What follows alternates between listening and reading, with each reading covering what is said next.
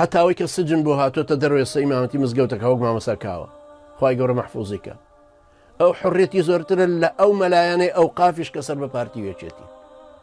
لە وڵاتێکی دیموکراسی و ئازادا ژی و دەرسەکانی لە میبەر 2007 هاتوۆتە ماڵی من ئەو کاتە من 2 ساڵ بوو لە زیندانە بوو من لە 2005 چوومە زیندانەوە لە 2009 مانگی سپتەمبەر مانگی 9 هاتمە دەرەوە 3 ساڵ و نیوم کێشا لە زیندانە ساڵی دووەمی زیندانم بوو الله لێمانی قبول کە لەبەر خاتری ئەم دینە بوو ومن تا ئێستێشە هەر پێجوابم تا ئێستێشە حاڵی مامۆستاکرێکارە الله لێمانی قبول کا بۆیە ناتوانم دەرچمە دەروێ ئەم وڵاتە هیچ شتێکم نییە هەموو شتێکیشم لێ سەنداوەتەوە ئەو گۆڕ بە گۆڕە دەورێکی زۆر گەوری هەبوو لەگەڵ جەماعەتی ئێرە بۆیە هەموو مافێکیان نەکار خۆم ماڵ و مناڵم هەموو مافێکیان لێ سندومەتەوە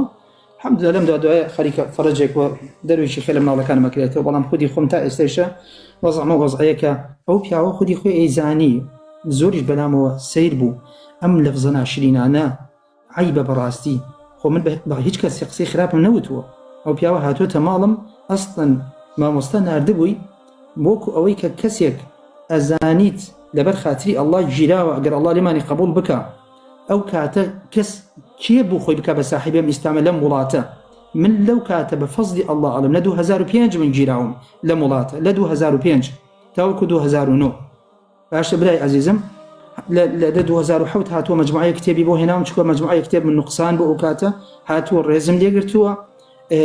نمەکی کردوم والله لە غێری ڕێز و حرمەت زیاتر هیچمان لە بینە نەبووە ئەجایەکی لە قسانەکە کردوویەتی باشە بۆچی ئەو کاتە قسەی نەکردو خۆ تۆ 2016 کاکە والله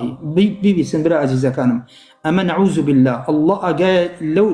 دڵەما هەیە لە دەبابی تەکەبڕ و شتانەوە ناڵێم بەڵام من لە یەک مامۆستای کورد گوێ لە محاضرە ناگرم یا دەرس ناگرم هەموو مامۆستاکانم عەرەبن ئەسڵا من لە ژینگەیەکی عەرەب لەدایک بووم ئەم دینە لە شێخی عەرەبەوە فێر بووم لە شێخەکان و مامۆستاکانم ئەوانەی کە بە جۆگرتن یا ئەوانەی کە چوومەتە خزمەتیان بۆ ئاگاداریشتان یەکێ لەوانەی کە ناوەڕاستی نەوەتەکان چوومەتە خزمەتیان شێخ عەبدولقادر ئەرناؤوت یەکێکە لە زاناکانی حەدیث ڕەحمەت الله عەلەیه وفاتی کردووە ئەو کات کە من ڕۆیشتم دهێنرا بۆ خوارەوە لەسەر منبەر و خیتابە کتێبی الباعث الحديث في علم الحديث يوتوا بابات علم الحديث نزيكي 500 طلبه بوين او كاتل خدمتها لسوريا درسمان اخوند لدمشق باسي نوتو شواركم برا عزيزكم باش برا جان انجا الحمد لله رب العالمين او نعمتي في بخشينوك امانتي قاعد بان ابو خلقه لفينا امهم زنداني وام قليه كان مثلا لين كاكبوتي بيشتر قسكاني نكدو ببلغه بسرمو جوابي ندامته من جو ناقرم هيج كاسيك والله طاقتيش نيه بتما سر فيسبوكي هيج كاسيكو تا دانشم قالتيان بي بلم قسينا 20 بي بلم ما مستكان موكو دوباره كم عرب هرم يعني بجارانو باستا شو جاران باسي كيكم باسي شيخ سفر حوالي وشيخ سلمان عوده وكاتب سكمو انجار محمد بن الجد وانجار دواتر هم شيخاني ترى توكو استا شيخ كاني تر كماون لزندانا يا او شيخاني تر كماون بلام دربدري ولاته كاني خويانا